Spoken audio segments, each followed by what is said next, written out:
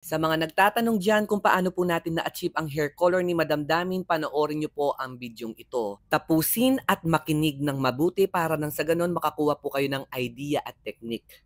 So ito po yung before na buhok ni Madam Damin. Hindi na ako nahirapan pang kulayin si Madam Damin dahil meron na po tayong base sa kanyang buhok. Hindi na po ako nag-bleach dahil dati na po siyang nakabalayage color at super lighten na rin po yung kanyang hair color. Plus marami na rin po siyang mga puting buhok.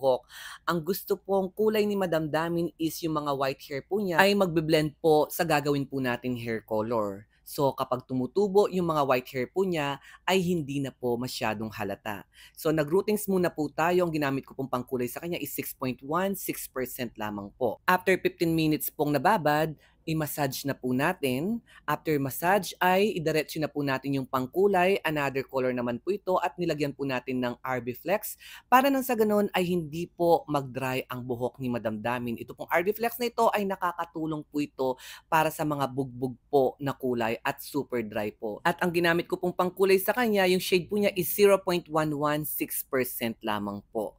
So, ibabad lamang po natin ito at least 15 to 20 minutes. And after that, pinashampoo ko po ng clarifying shampoo at nilagyan na po natin ng pang Brazilian Botox, yung 4-in-1 treatment po natin.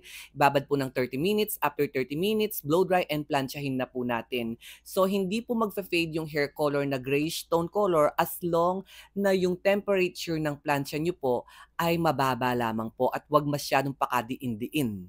So, ito po yung before na buhok ni Madam Damin, super yellowish. At sa mga kabuhok ni Madam Damin, pwede po kayong magpakulay na ganito. Basta't hindi po kayo nagpa-dark brown at nagpa-black, ma-achieve po ang hair color na ito. At sa mga gustong magpa-appointment, PM lamang po kayo sa FB page po natin at huwag kalimutan i-follow at pusuan ang bidyong ito. God bless everyone!